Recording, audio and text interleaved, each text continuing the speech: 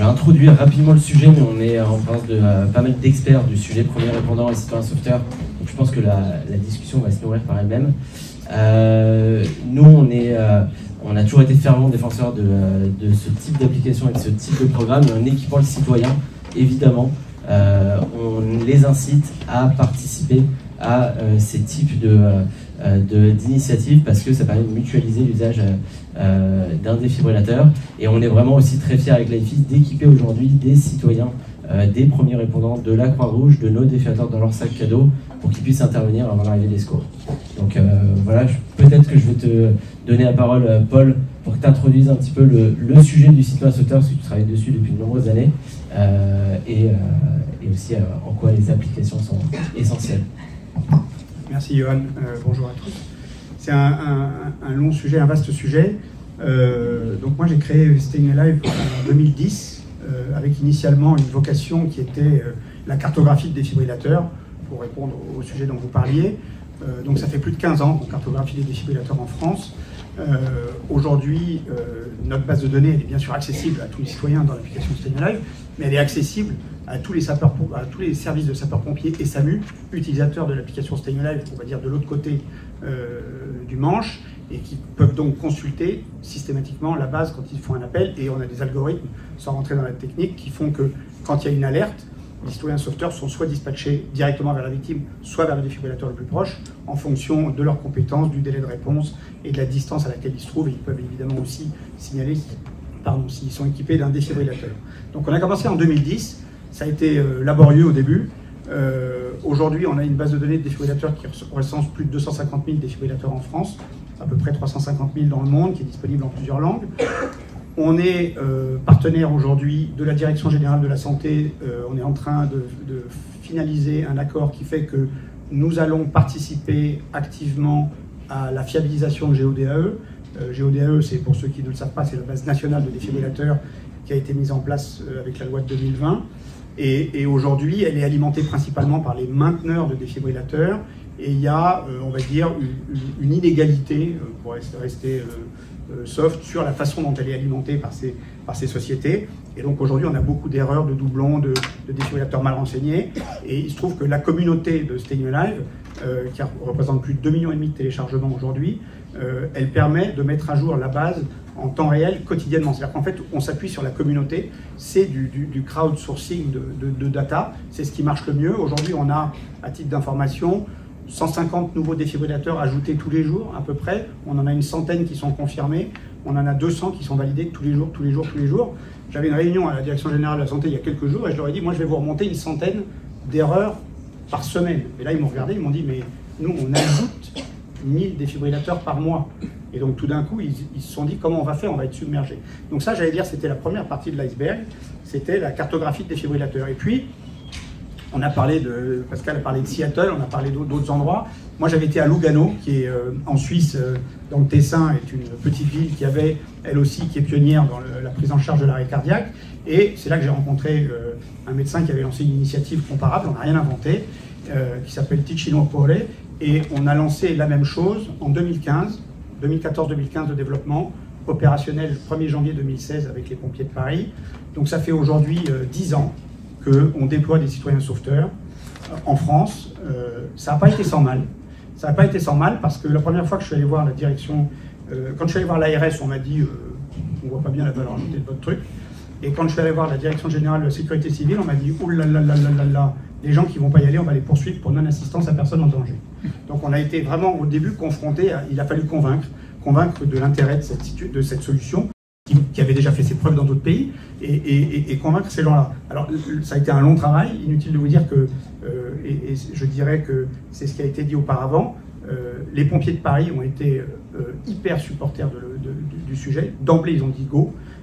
On a lancé 1er janvier 2016, c'était quelques semaines après les attentats de 2015. Le préfet de police de Paris était opposé au lancement de la solution, en disant qui sont ces gens-là qui vont intervenir à la demande de secours. Donc ça a été compliqué. Mais on a réussi. Sur le plan législatif, je dirais, ou réglementaire, la loi a suivi l'expérimentation, puisque la loi du citoyen sauveteur, elle date de 2020. Nous, on a lancé en 2016, donc ça faisait 4 ans, déjà 4 ans et demi de recul sur l'envoi de citoyens sauveteurs en France. Aujourd'hui, je ne vais pas vous noyer de chiffres, mais pour moi, le plus important, c'est aujourd'hui en France, les citoyens sauveteurs de Staying Alive, c'est une intervention toutes les 20 minutes. En France. On est présent dans 90 départements français, majoritairement chez les sapeurs-pompiers, mais également chez un certain nombre de SAMU. C'est une intervention toutes les 20 minutes, c'est 420 000 citoyens sauveteurs.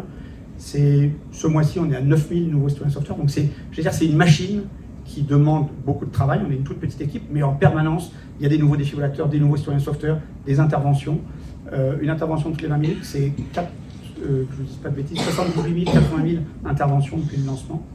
Et donc c'est une formidable machine. Et on a aujourd'hui, c'est très difficile d'imputer la survie d'une victime à un citoyen sauveteur. C'est-à-dire que vous faites un arrêt cardiaque, un citoyen sauveteur intervient, vous êtes récupéré, vous êtes vivant. Est-ce que vous auriez été sauvé sans le citoyen sauveteur ou non? C'est difficile.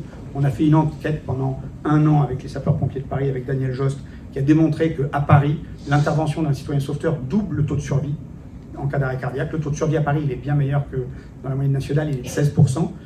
Par rapport aux 6-8% nationaux, on passe à 35% lorsqu'il y a un citoyen sauveteur qui intervient.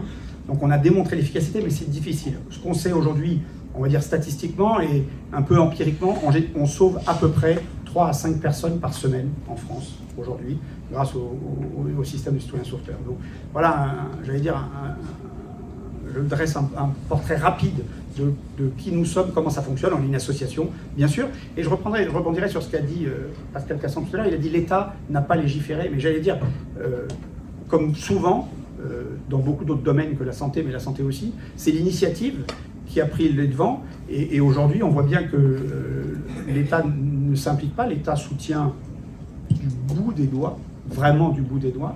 On a un mal fou à faire tourner un système comme le nôtre parce que personne ne se sent concerné, tout le monde trouve que c'est très bien que ça fonctionne comme ça. Voilà.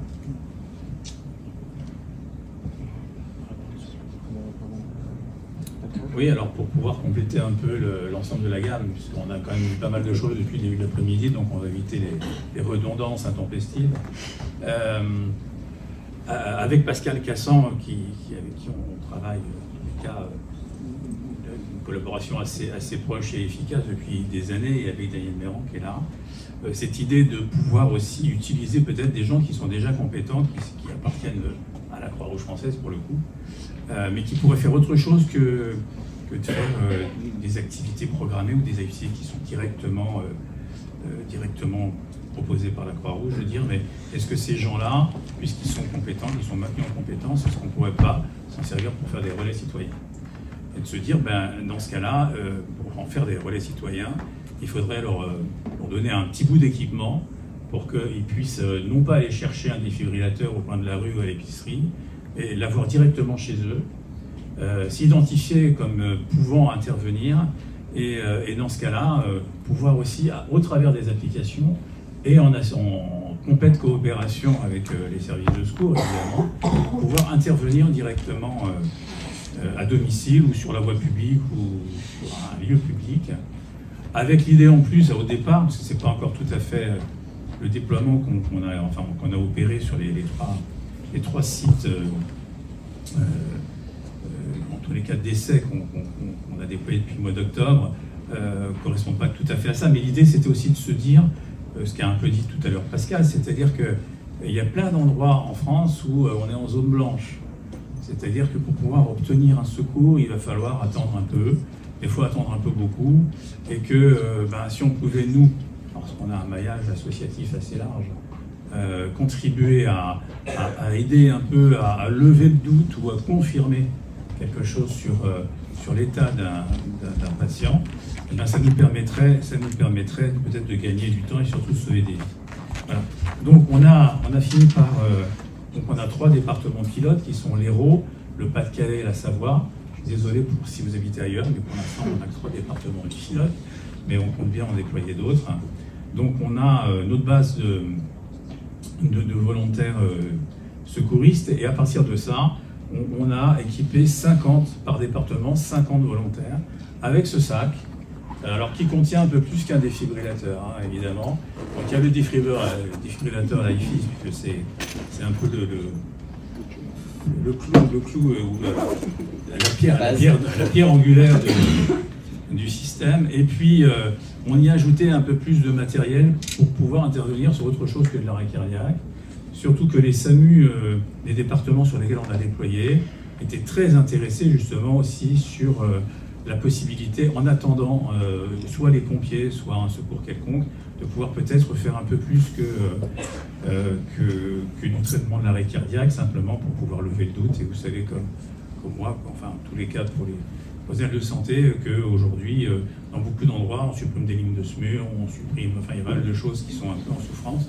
Et donc, l'idée, c'est peut-être non pas de remplacer, mais d'essayer de compléter un peu le maillage pour que de Strasbourg à Bordeaux ou de Lille à Marseille, on ait une réponse qui soit à peu près homogène et que les gens puissent avoir toutes les chances de pouvoir survivre à un événement de type arrêt cardiaque ou autrement, en tous les cas, à une urgence. Voilà. Donc c'est vrai qu'on est parti de l'idée de pouvoir répondre en tant que citoyen sauveteur sur l'arrêt cardiaque, et puis finalement, en discutant avec les partenaires, on a fini par élargir un peu l'affaire. On ne trahit pas un secret en disant qu'on est en train de réfléchir à déployer ça en Île-de-France, mais l'Île-de-France n'est pas forcément l'endroit où on a plus besoin, parce que déjà il y a pas mal de ressources, il y a déjà pas mal de citoyens sauveteurs, mais l'idée ce serait vraiment de pouvoir couvrir un peu plus les zones en région qui ont besoin sûrement d'avoir au moins cette couverture supplémentaire. Et on l'a vu, on l'a dit tout à l'heure, on a les réseaux sociaux aujourd'hui, les gens s'organisent même d'une façon assez volontaire, seuls. Et c'est vrai que d'aller chercher le défibrillateur sur la place de la mairie, où des fois c'est un peu complexe, et puis il n'est pas forcément, soit il n'est pas en état, soit il a peut-être été aussi dérobé, parce qu'il y a quand même pas mal de défibrillateurs qui disparaissent. Enfin voilà, donc l'idée c'est vraiment d'essayer de créer un maillage citoyen qui soit au plus près de la population pour un service. Pour l'instant, on a une cinquantaine d'interventions en tous les cas en comptabilité sur les premiers pilotes, mais je pense qu'on va se donner une bonne année déjà pour voir un peu comment ça prend, peut-être déployer d'autres départements et puis ensuite pouvoir communiquer sur ce qu'on peut faire. Alors la problématique, mais ça c'est peut-être après dans la table ronde, mais la problématique liée aux implications, c'est que alors autant la BSPP l'a intégré directement dans son système, donc c'est beaucoup plus simple, parce qu'ils peuvent aussi modifier, ajouter des choses. Pour les SAMU, c'est plus complexe parce que ça ne rentre pas dans leur système d'information, donc c'est en plus. C'est un peu comme si l'ARM devait créer une seconde fiche, ce qui pose des fois problème, et ce qui fait que sur un certain nombre d'appels, eh bien, les premiers répondants arrivent en même temps que le camion des pompiers, le VSAV, donc bon, bah, très bien, mais quand je pense que ça, c'est peut-être le next step. Je pense que si on doit aller plus loin, et si on a cette volonté de voir apparaître en poussant un peu la porte avec l'épaule, parce que c'est souvent ce qu'il faut faire, on va pouvoir sûrement peut-être améliorer les choses finalement, et faire que cette ressource-là soit une ressource qui soit beaucoup plus commune et universelle que ce qu'elle n'est aujourd'hui, même si ça fait 10 ans, mais 10 ans c'est déjà bien. Dans un pays, on a toujours du mal avec le changement. Donc pour le coup, je pense que voilà, c'est déjà pas mal de pouvoir avoir ces résultats-là. Daniel, tu veux compléter sur l'ambition du programme? Tu as tout dit. Excuse-moi. Non, je ne vais pas redire ce que tu avais, mais effectivement, il y a un des objectifs initial plutôt, c'est vraiment d'améliorer la survie des personnes, de diminuer la morbidité, permettre une récupération plus rapide. Et comme tu l'as dit, le fait d'avoir sur l'ensemble du territoire un certain nombre de secouristes qui sont formés, on s'est aperçu, en fait, c'était suite à la crise Covid, on a perdu beaucoup de secouristes avec la crise Covid. L'arrivée des Jeux Olympiques nous a obligés en plus de remonter énormément notre effectif. Mais on s'aperçoit qu'en fait, et c'est très disparate en fonction des territoires, en dehors de leur activité de poste de secours ou de réseau de secours pour les grandes villes, et les secouristes ne sont pas mobilisés pour le savoir qu'ils connaissent déjà. Or, si on regarde, si on prend pas que les secouristes à la Croix-Rouge, mais les secouristes à la Croix-Rouge, les pompiers aussi qui sont formés, le personnel de soins et de santé qui sont formés, il y a partout dans le place, il y a beaucoup, dans les lieux notamment publics, il y a beaucoup de ces personnes-là qui ont déjà la connaissance et qui pourraient intervenir ou qui devraient intervenir. Et donc, du coup, on s'est dit, on va aussi mettre à disposition nos secouristes, non seulement quand ils sont à la Croix-Rouge, mais aussi quand ils sont à l'extérieur, et toujours au nom de la Croix-Rouge. Et donc, du coup, on a développé ce projet de premier répondant qui, outre les conséquences qu'ils peuvent avoir sur l'amélioration de la survie et la diminution de la morbidité, avait un intérêt aussi pour nous à l'association, c'était de garder mobilisé l'ensemble de ces effectifs et en même temps de créer une communauté d'intervenants et qui pouvait être animée avec une animation par les réseaux sociaux dans une communauté d'acteurs et où en même temps on peut augmenter leurs connaissances et leurs compétences pour ensuite les attirer sur d'autres activités dans l'association. Donc c'était à la fois non seulement le but d'améliorer l'état de personnes, mais aussi pour notre organisme, pour notre association, améliorer et créer cette communauté d'acteurs pour garder nos secouristes qui ont une durée de vie qui est quand même relativement courte, puisqu'ils restent un maximum entre 3 et 4 ans dans l'association, et parfois justement par manque d'activité intéressante. Et donc de ce fait, ça reste même à l'extérieur de l'association, ça reste des secouristes de l'association qui peuvent intervenir. Et notre objectif, bien sûr, initial, c'était de pouvoir intervenir sur toute situation d'urgence, en tout cas qui nécessite des gestes immédiats. Notamment, bien sûr, l'arrêt cardiaque, vous en avez parlé tout l'après-midi, mais aussi l'arrêt des hémorragies, et puis éventuellement certaines positions d'attente. Et malgré tout, aussi, ces personnes-là pouvaient être parfois intervenir sur des situations qui étaient moins graves, où il fallait peut-être faire un pansement, etc. Donc, du coup, ces personnes-là, on leur a donné du matériel. Alors, on travaille actuellement sur le matériel. Le sac qu'on vous a montré, on le trouve encore trop gros. On essaie de diminuer son volume, puisqu'il est souhaitable qu'il ait son matériel, bien sûr, quand il intervient. Donc, dans la communauté d'acteurs, on en discute beaucoup. Et effectivement, on essaie d'avoir le sac là où on travaille, si on a un travail, ou si on est plutôt à la maison, de l'avoir à la maison, si on est plutôt sur la route, de l'avoir en voiture. C'est difficile de trimballer son sac partout, vous le comprenez bien. Donc, dans ce sac, il y a aussi des moyens de visibilité, c'est-à-dire que lorsqu'ils interviennent, ils peuvent être immédiatement identifiés comme premiers répondants, ce qui est absolument important. Et aussi, ils ont des dispositifs autocollants ou des dispositifs aimantés qui permettent de localiser la présence d'un premier répondant à un endroit. Il peut le mettre sur sa voiture, il peut le mettre sur sa maison, sur sa boîte aux lettres, voire en bas de son immeuble, pour que déjà on sache par exemple dans l'immeuble qu'il y a une personne qui est premier répondant et qui est équipée de matériel. Un autre avantage, je ne sais pas si vous en avez parlé, c'est la qualité des appareils. C'est-à-dire que l'avantage d'avoir un secouriste qui a son matériel avec lui, c'est qu'en même temps, et on le fait aussi dans notre communauté d'acteurs, c'est-à-dire on leur explique comment on entretient ces matériels, comment on remplace les piles, etc., de façon à ce que lorsqu'on a besoin du matériel, le matériel soit présent, et puis ensuite soit fonctionnel. Et vous savez qu'il y a encore pas mal de difficultés pour les appareils qui restent à disposition du grand public, parce que vous avez des boîtes vides, parce que les appareils sont volés. J'ai regardé toujours une émission à la télévision sur ça, sur les appareils qui étaient volés. Et donc là, au moins, on a la certitude que, en tout cas pour le défibrillateur, il est présent et il est fonctionnel. Et en plus, ils n'ont pas à aller chercher l'appareil, parce que sinon, avec eux, on gagne encore quelques minutes et quelques secondes dans le cadre de l'arrêt cardiaque pour mettre en place le défibrillateur et créer cette défibrillation. Voilà le projet donc, tel qu'il a été construit, pour lequel nous l'avons mis en expérimentation effectivement sur 3 départements, avec les modalités d'intervention qui peuvent être doubles. Soit ils interviennent à la demande des secours par l'intermédiaire des applications, dont vous avez dont parlé. Il y a 3 applications, hein, puisque en Savoie, c'est une application particulière sur ce département et les départements qui sont autour. Donc, ils interviennent à la demande de ces applications. La majorité de ces applications permet déjà d'identifier si le sauveteur a un défibrillateur ou pas avec lui. Donc à ce moment-là, on leur demande de s'inscrire sur l'application en précisant qu'ils ont un défibrillateur avec lui. Et en fait, deuxièmement, ils peuvent répondre non pas par l'intermédiaire d'une application, mais tout simplement parce qu'ils sont témoins d'un accident et ou parce qu'on les appelle, parce qu'il y a quelqu'un qui va mal à la maison. Et donc on a des exemples qui sont assez intéressants avec une personne qui, dans un petit village de l'Hérault, est totalement identifiée par la trentaine de familles qu'il y a dans le département, dans la ville, dans le petit village. Donc chaque fois qu'il y a quelque chose, on vient la chercher, les pompiers sont loin, encore, et donc du coup elle est rapidement bien identifiée. En plus son père s'est chargé de faire une publicité énorme sur le village. Et donc ça, ce sont vraiment des moyens qui sont intéressants de pouvoir effectivement les localiser. Après, on est en train de réfléchir effectivement d'étendre notamment l'expérimentation sur la région parisienne, en envoyant peut-être le sac en fonction réellement des besoins que l'on a.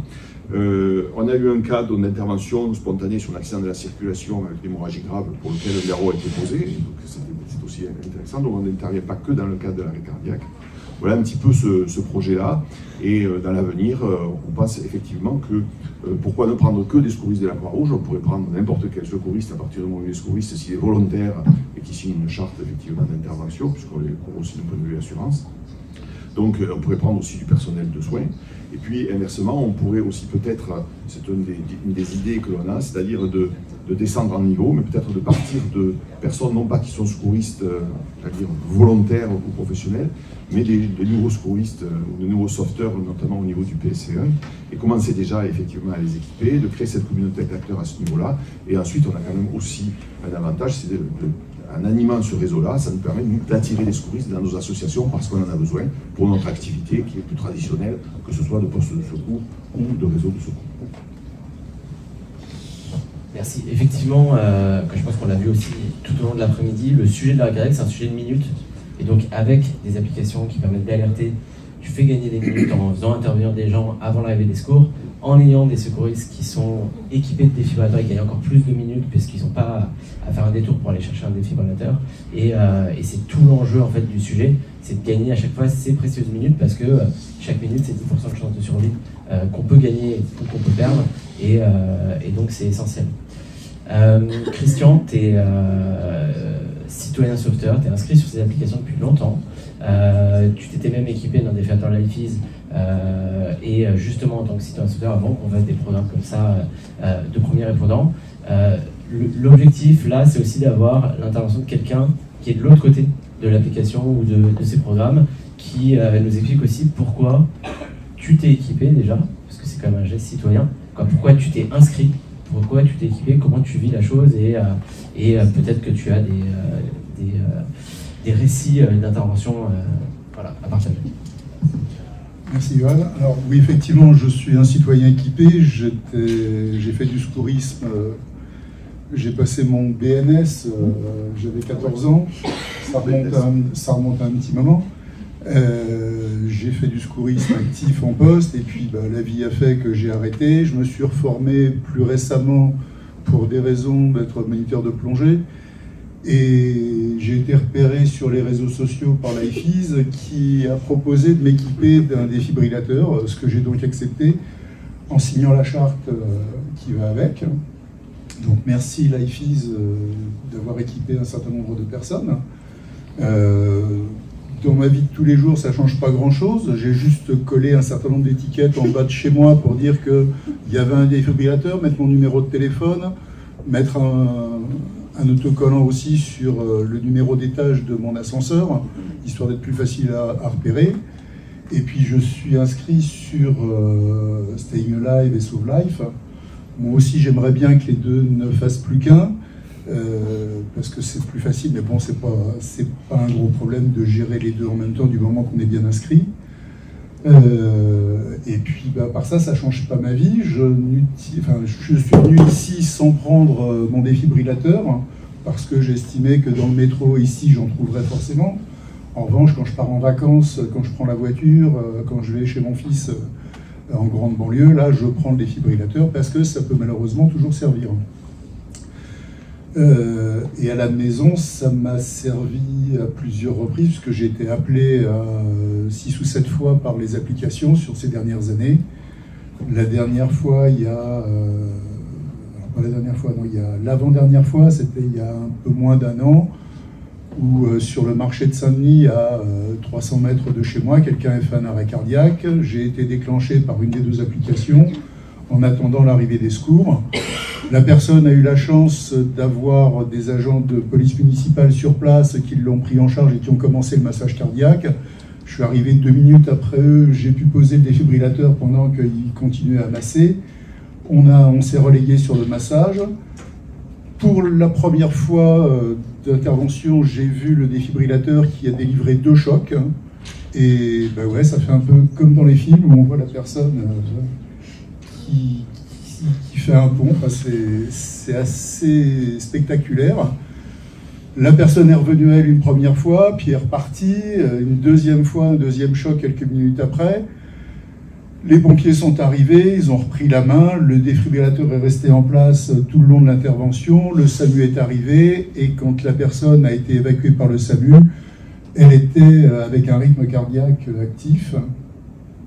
Ma grosse frustration, c'est de ne pas savoir ce qu'elle est devenue après, parce que voilà, ils sont emmenés dans les hôpitaux, et voilà, c'est un peu la frustration qu'on peut avoir de ne pas savoir ce que deviennent les gens. Mais bon, c'est toujours mieux de les voir partir avec un rythme que de savoir, comme ça m'est arrivé malheureusement trop souvent, quand on intervient sur des gens qui sont... on en était sans nouvelles d'eux depuis hier soir, où ça fait 3 quarts d'heure que je tape à la porte et ça ne répond pas. On masse bien sûr, on pose le défibrillateur, mais on sait que les chances de rattraper la personne ne sont pas très élevées pour être gentil. Sur le côté premier répondant et citoyen sauveteur, on est exactement sur un acte totalement altruiste, et on a souvent des gens qui nous partagent ce côté frustration. Ils interviennent, ils voient que la personne repart avec les secours, ou parfois ils n'ont même pas l'occasion de suivre, et à la fin ils n'auront jamais de nouvelles parce que c'est sur un inconnu. Et on a eu une histoire il y a quelques mois où une personne, je crois que c'était Stéphane, qui était intervenu comme toi, qui n'avait jamais eu de nouvelles parce que bon, il est dû partir. Et quelques mois après, il a croisé le pompier ou le policier, je crois, qui était là aussi à ce moment-là, qui lui a dit, au fait, la famille te cherche parce que la personne a survécu, etc., etc. Et en fait, quelques mois après, ils se sont rencontrés, ils ont parlé, des histoires comme ça, quoi. Malheureusement, c'est pas évident de retrouver les personnes, mais effectivement, ça fait partie des petits sujets de frustration, et c'est l'exemple type de tout ce dont on parle en termes d'initiative altruiste. C'est tu t'inscris pour sauver un inconnu, pour le coup. Donc, ouais. Oui, c'est vrai que nous on est très souvent sollicités par les personnes qui interviennent, les citoyens sauveteurs, pour savoir ce qu'est devenu la victime quand elle est repartie avec un rythme. C'est difficile. D'abord, nous-mêmes, on ne le sait pas forcément. Il y a le secret médical, évidemment. Et puis, il y a des familles qui souhaitent faire la connaissance, et il y en a qui ne souhaitent pas. Il faut gérer cette frustration. Nous, on a mis en place tout un système d'appel. On appelle systématiquement maintenant tous les citoyens sauveteurs qui sont intervenus au décours de l'intervention pour d'abord savoir si c'est bien passé, comment ils l'ont vécu psychologiquement. C'est pas facile. On a eu un témoignage d'une jeune femme qui est intervenue, qui nous a fait un mail hyper sympa il y a 2 jours qu'on a posté aujourd'hui sur LinkedIn, où elle raconte à quel point c'était important pour elle d'avoir été rappelée. Et puis, mais on a aussi des très belles histoires. On a, il y a 2 ans et demi à peu près, on a sauvé une petite fille de 3 mois en Ille-et-Vilaine, et qu'on a revu, qu'on revoit à son anniversaire. On connaît ses parents. Le citoyen sauveteur est un voisin qui est aide-soignant à l'hôpital, sapeur-pompier volontaire. Ils se connaissent très bien. Il est devenu le parrain de la petite fille. La petite fille est devenue notre mascotte, c'est pas le mot, elle est notre emblème. Elle est, avec l'accord de la famille, elle est notre emblème aujourd'hui. Et c'est absolument incroyable. Un jour, j'ai reçu une photo. C'était 3 avant-bras sur lesquels était tatoué le cœur vert de Staying Alive avec un tracé d'électrocardiogramme, et c'est le père, la mère et le citoyen sauveteur qui se sont fait tatouer en grand comme ça sur l'avant-bras le rythme cardiaque de la petite Aélia. Il y a des histoires comme ça magnifiques. Je voudrais juste rebondir sur ce que tu disais sur le... Moi je pense que les zones blanches c'est clé. On l'a vu dans les actualités il n'y a pas très longtemps. Le délai moyen des secours a augmenté en France. Il est passé à 14 minutes 48, il était à 12h30, je crois, quelque chose comme ça. Donc on voit que ça s'est allongé.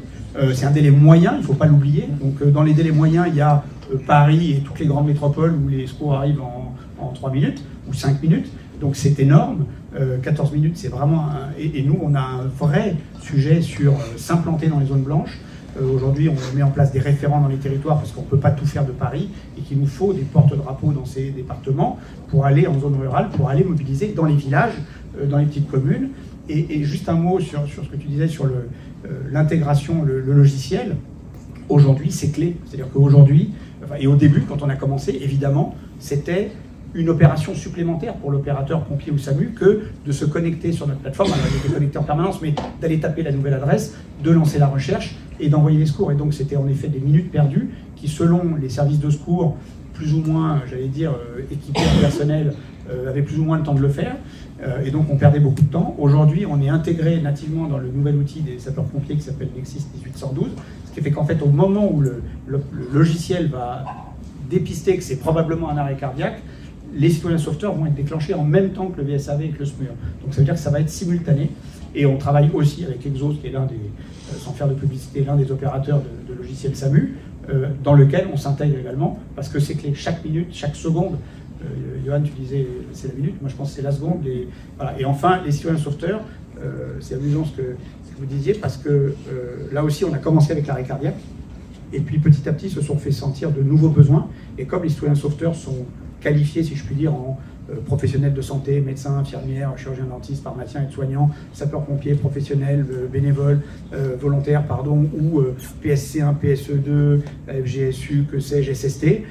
D'ailleurs, je voudrais dire que les SST, pour nous, c'est la plus grosse composante de citoyens sauveteurs. Et c'est vraiment des gens qu'il faut avoir à l'esprit, parce qu'on en a plus de 40 000 aujourd'hui, des citoyens sauveteurs qui sont décident de se secourir sur le travail, et c'est très important. Et donc, comme ces gens-là, ils sont qualifiés, maintenant, les services de secours peuvent décider, chacun, c'est-à-dire que ce n'est pas nous qui décidons, on met à disposition une solution. Les pompiers et les SAMU peuvent dire, moi j'envoie sur arrêt cardiaque, j'envoie sur personne inconsciente, j'envoie sur hémorragie, j'envoie sur AVP, sur accident de la voie publique. Les pompiers dans certains départements envoient sur départ de feu, donc évidemment sur départ de feu ils n'envoient pas les médecins, ils envoient les sapeurs-pompiers pour avoir justement une première information et j'allais dire désambiguiser la situation. Voilà, donc tout ça, c'est des choses très importantes et j'allais dire, on avance chaque jour. Les solutions d'application sont plus du tout ce qu'elles étaient il y a 10 ans. En fait, on a énormément progressé. Merci. Est-ce qu'il y a des questions ?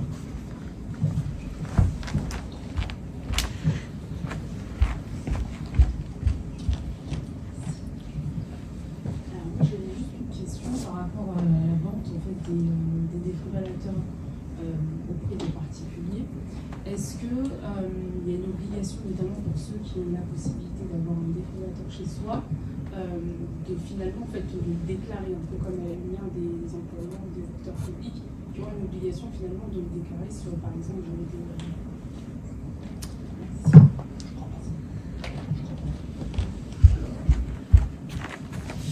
Alors non, pour répondre en un mot, ils n'ont pas d'obligation. Déjà, ils n'ont pas d'obligation d'être équipés, et donc du coup, ils ont encore moins une obligation de le déclarer, encore moins une obligation de se déclarer ou de le mettre sur les applications. Et d'ailleurs, je pense que si on en parle plus longuement, tu vas peut-être pas recommander à un particulier au 5e étage de mettre son défibrillateur parce que personne n'ira le chercher, mais par contre de s'inscrire en tant que citoyen sauveteur et d'indiquer qu'il y a un défibrillateur si. Mais non, il n'y a pas d'obligation parce qu'on ne va pas vous contraindre alors que vous faites plutôt une action citoyenne.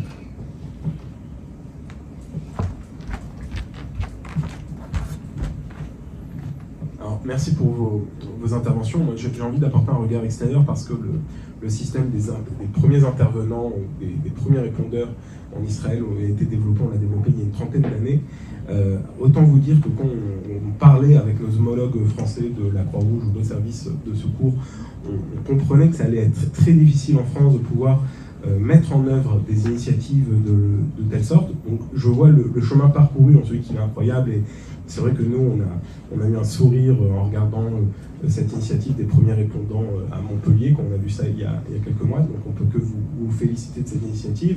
Alors j'ai presque envie de vous dire, quand la prochaine étape en Israël, on a 600 scooters médicalisés qui sont mis à disposition de nos bénévoles et qui nous permettent d'intervenir en moins de 90 secondes dans les grandes villes grâce à un intervenant qui a notre application, qui va être prévenu et qui va pouvoir intervenir, pas que sur les arrêts cardiaques, mais sur tout le spectre des urgences vitales et pas que vitales.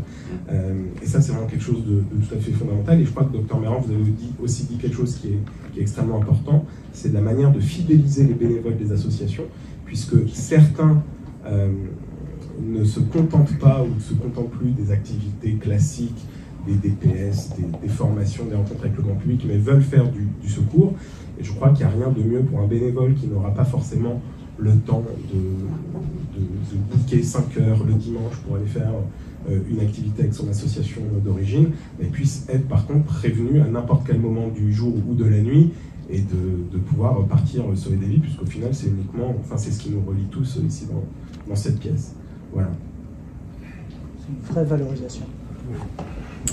Et quand la prochaine étape? Je dois content que vous posez la question, parce que je vous connais déjà. En fait, je vous ai vu il y a plusieurs années, et vous aviez présenté le dispositif israélien, et c'est une des raisons pour laquelle on est parti là-dessus, parce qu'on avait bien analysé le dispositif, on l'avait bien expliqué, et on trouvait finalement que c'était intéressant avec des grosses difficultés, et c'est resté quand même dans nos têtes, et c'est pour ça qu'on a ensuite, quand on a étudié, avant de lancer notamment le dispositif premier répondant, les différents pays où ça se faisait déjà, il y avait effectivement des pays où c'était excessivement développé, et, avec des facteurs qui favorisaient la mise en place qu'on n'avait pas, mais malgré tout on a essayé quand même de partir là-dessus. Il y a aussi une des situations qu'on a analysées, ce sont les situations de multiples victimes.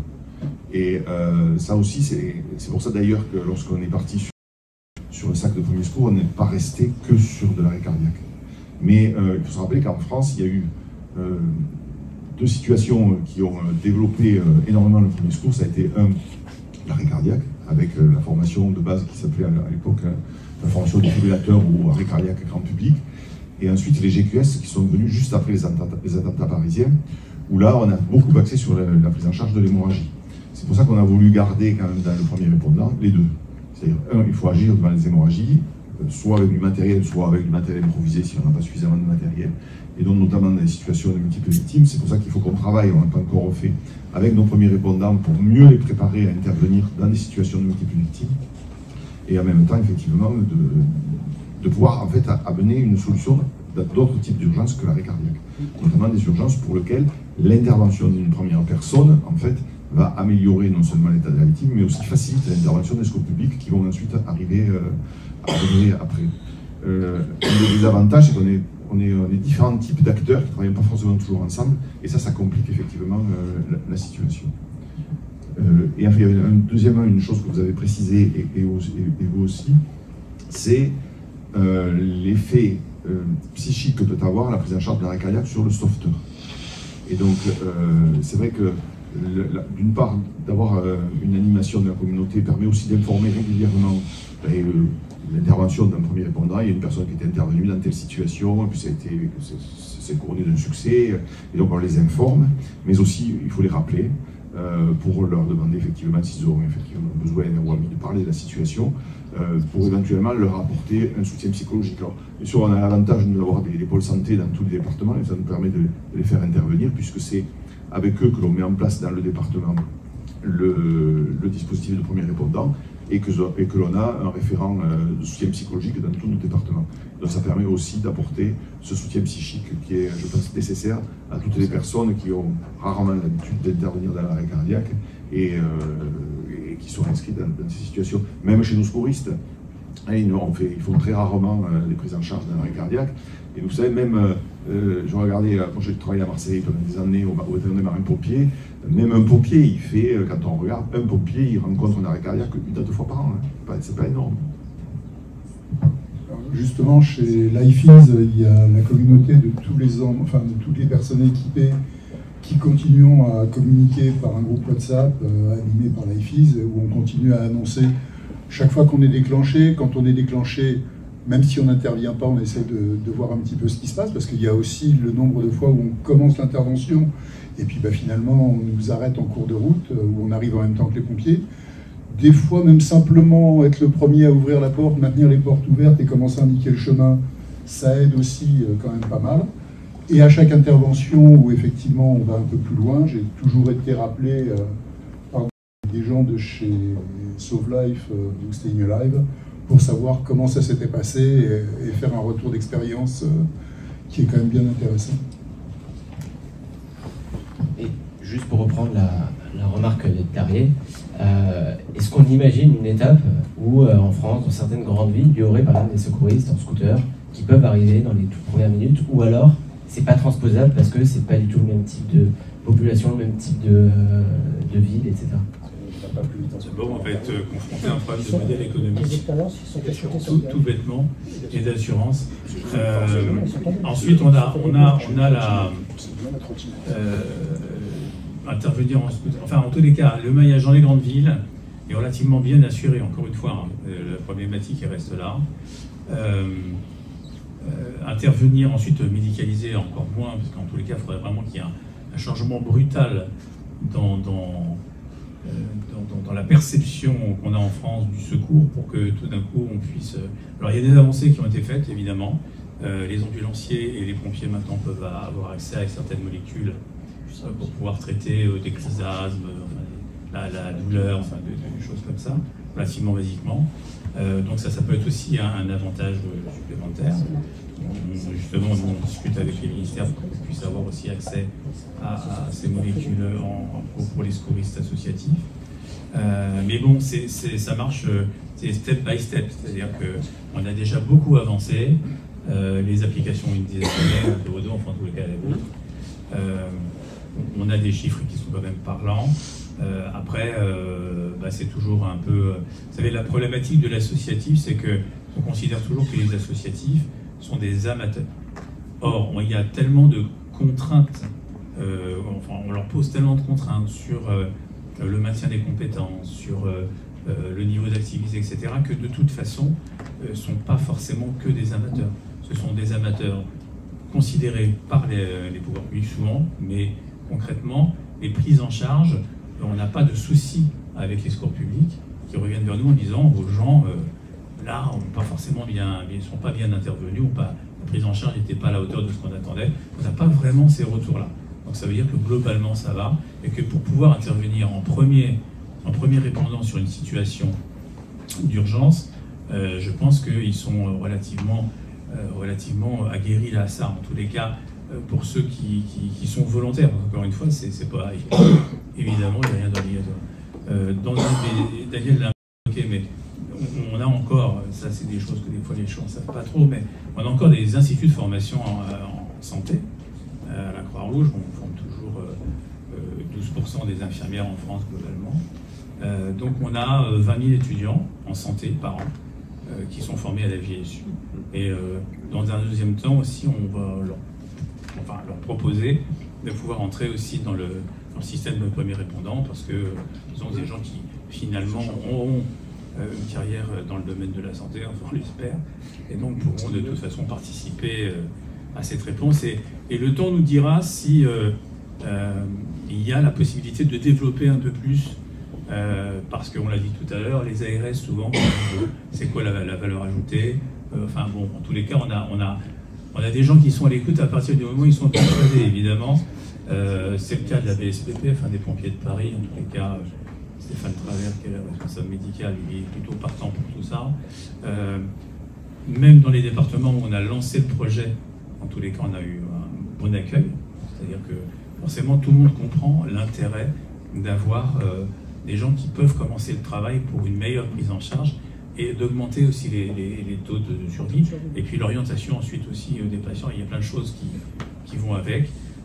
Donc, rendez-vous dans quelques années. Peut-être qu'on pourra vous expliquer un peu plus les choses. Mais enfin, en tous les cas, le partenariat qu'on a noué avec l'IFIS est d'importance, d'une part parce qu'effectivement, Pascal les suit de près depuis quelques années, mais c'est surtout aussi parce que on a cette possibilité aussi de pouvoir doter d'un objet qui est relativement plutôt sympathique et plutôt efficace, avec une philosophie d'emploi qui vraiment correspond à ce qu'on recherchait pour pouvoir développer ces premiers réponses.